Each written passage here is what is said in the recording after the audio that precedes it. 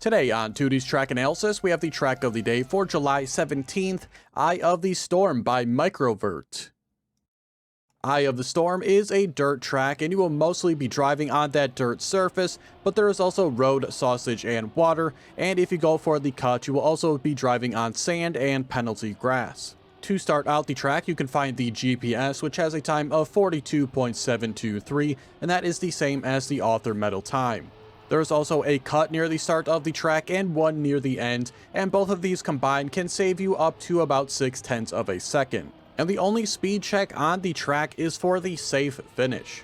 And speaking of finishes, there are two of them on the track. Starting out with the safe finish, you need 240 minimum speed to reach it, and this will cost you roughly 0.4 of a second compared to the risky finish at the same speed. The risky finish actually needs less minimum speed to reach, only needing 140. From that 140 up to 220, you do not need to do a release or flip, but over 220, you need to do either of those things, but the flip is always going to be faster than releasing.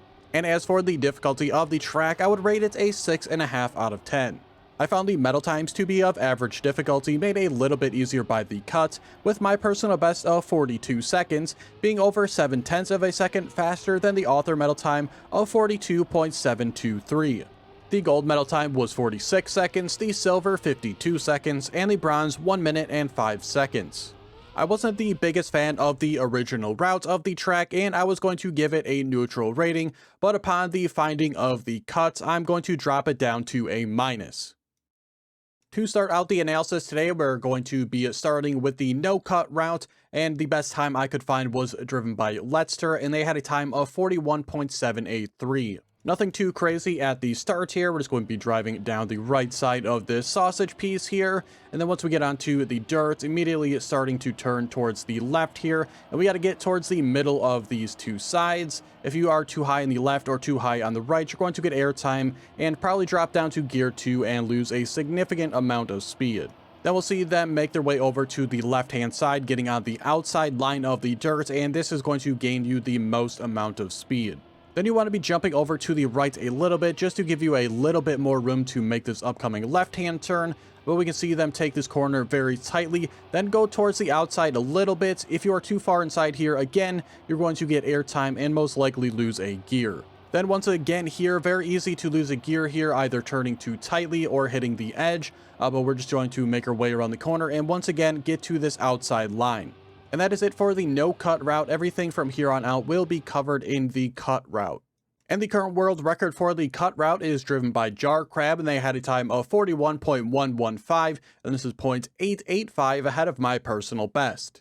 The start is pretty much going to be exactly the same, at least on this little sausage piece, but once we get onto the dirt here, we'll see the main difference is that we are going to actually purposely hit the right edge here, get a little bit of airtime, get into a bug slide, and then jump into the sand.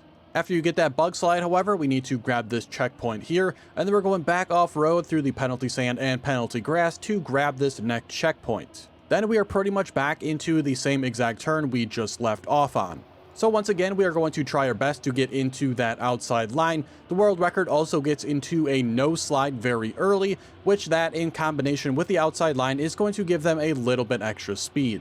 Then we're coming up on yet another turn where it's super easy to lose a gear on. This one here entering very early on an inside line, then sliding out a little bit more towards the center. Then we'll have completely separate lines here from the world record and I, with the world record staying more towards the right, going over the edge there. I stay out wide towards the left, get up high here, and drop down later, and then get up high again. I just found this significantly easier than what the world record did, and overall it's not a huge loss, maybe 1/10 of a second at most. Making our way onto the road here, there's really nothing too special going on as we drop down into this water. However, as we are about to leave the road, we want to make sure we are turning to the right pretty hard and continuing to turn hard as we land, as we want to be leaving here very tight on the right-hand side, and then you very quickly need to switch over to a tight left-hand turn. Then upcoming is where another pretty small cut is. We're just going to go to the right side of the barrels here to grab the checkpoint instead of going to the left-hand side. Then we are just dropping down onto the road piece, and we have one small right turn on this sausage before the finishes. And as far as the finishes go, I did see a lot of complaints that people were finding this risky finish inconsistent. For myself, I did not really have this issue. For the most part here, you want your car to align on the darker parts of the dirt section here to get the ideal flip. Obviously here, I was a little bit further to the left than I would like. This is going to give me a little bit higher jump and probably cost me about 0.05 to maybe 1/10 of a second. And that is going to do it for today's analysis. If you found anything helpful in today's video or enjoyed it, please like the video and subscribe. If you are looking for help or other information on previous track of the days, I have plenty of other track analysis videos already out on the channel, so be sure to check those out. And if you are interested, there is a link to my Discord in the description.